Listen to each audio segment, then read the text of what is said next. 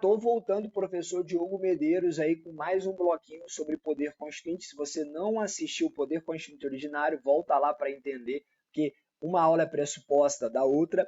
Eu vou tratar do poder constituinte derivado reformador. Eu quero que você lembre comigo desse esquema aqui, ó. Poder constituinte originário, a gente já sabe que é o poder de se criar uma nova ordem jurídica. Ele é inicial, autônomo, incondicionado, permanente. E agora eu vou tratar do poder constituinte derivado, que na verdade, a terminologia é inadequada, porque ele não constitui nada. Ele, na verdade, é constituído naquilo que foi imposto pelo poder originário. Então, alguns chamam de poder constituído, mas para a prova vem normalmente poder constituinte derivado, tá? Eu tenho três espécies, eu vou tratar da primeira, reformador, que nada mais é do que o poder de se atualizar da Constituição Federal, criar emendas constitucionais. É o poder, então, de alteração, de reforma da Constituição. Por isso que ele também é chamado de poder de reforma constitucional, de competência reformadora. O decorrente é o poder de se criar ou se alterar as constituições dos Estados-membros, e o poder de revisão é um bem específico que já ocorreu, que eu vou ver na sequência com você, além do difuso e do supranacional. Beleza, vamos lá então, poder constituinte derivado reformador ou competência reformadora. Como qualquer poder constituinte derivado ou constituído, ele tem limites. Ele é um poder jurídico, porque ele se fundamenta naquilo que foi estabelecido pelo poder constituinte originário. Ele é um poder secundário ou derivado, porque ele nasce com a Constituição Federal e ele opera dentro dos limites impostos pela ordem jurídica já estabelecida. Por isso que ele é limitado juridicamente e por isso que ele é condicionado. Então vamos ver quais são os limites de se criar uma alteração na Constituição. Quanto à alteração, a nossa Constituição é rígida. Por que a nossa Constituição é rígida? Porque o processo de alteração das normas constitucionais é muito mais difícil do que a de outras leis, beleza? Então, quanto à forma de alteração, nossa Constituição é rígida. Quais são os limites? O que eu preciso para se alterar uma Constituição? Eu tenho limites formais, materiais e circunstanciais. Coloco uma observação aqui porque não há limite temporal ao poder de reforma.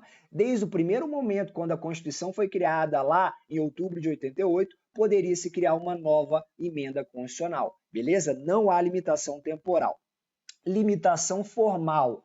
A forma é rígida. Vamos olhar o que eu preciso quanto à iniciativa, uma limitação formal subjetiva. Quem pode propor emendas à Constituição?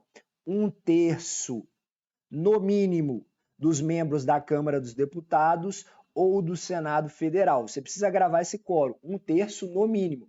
O presidente da República, observação importante aqui, é só nessa fase que o presidente da República vai participar do processo de proposta de emenda constitucional. Ele não vai sancionar e ele não vai votar uma proposta de emenda. O máximo que ele pode fazer é propor uma emenda constitucional, beleza? É só isso, ele não vai sancionar e não vai vetar, igual nas leis ordinárias, isso não ocorre.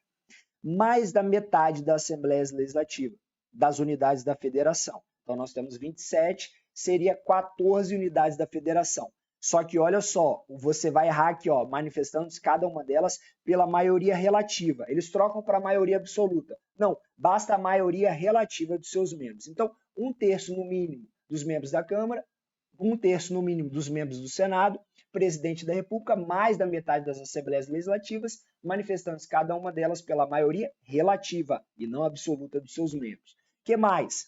A proposta vai ser discutida e votada em cada casa do Congresso, lembrando do artigo 44, o nosso Congresso é bicameral, então vai ser votada na Câmara, vai ser votada no Senado, em 2 turnos em cada uma das casas.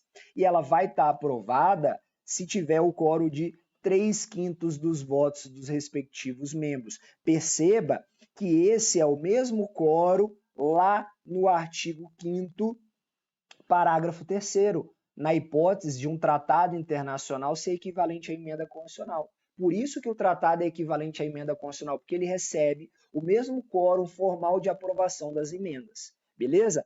Além do mais, veja que o presidente não tem participação aqui, ó, porque a emenda à Constituição ela vai ser promulgada pela mesa. Cuidado com isso aqui que eles trocam na prova.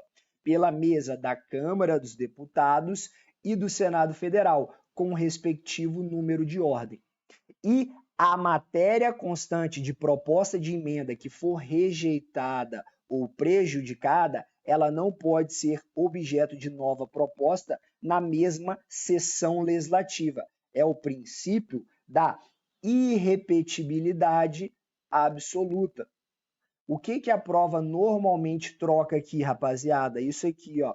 Eles trocam sessão legislativa por legislatura. A legislatura é o período de 4 anos, que é o período coincidente do mandato do deputado federal. Não, é numa mesma sessão legislativa, que é o ano eleitoral. Então, eles trocam sessão por período legislativo ou por legislatura. Tá errado, você tem que gravar. É na sessão legislativa, ou seja, é no ano eleitoral. Beleza?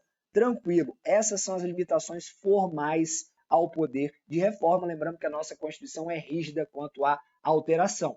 Veja que ainda há limitações materiais, que são as cláusulas pétreas, e as limitações circunstanciais. Mas, em razão do tempo, eu quero um vídeo curtinho, eu vou falar no próximo bloquinho que eu vou gravar para vocês. Então, por enquanto, fique só com o poder de alterar a Constituição no que se refere a limitações formais. No segundo bloco, limitação material e limitação circunstancial. Já assina meu canal que está tudo muito legal, estou fazendo com muito carinho. Não se esqueça, trabalhar e confiar. Trabalha como se tudo dependesse de ti, confia como se tudo dependesse de Deus. Grande beijo, professor Diogo Medeiros, e até breve.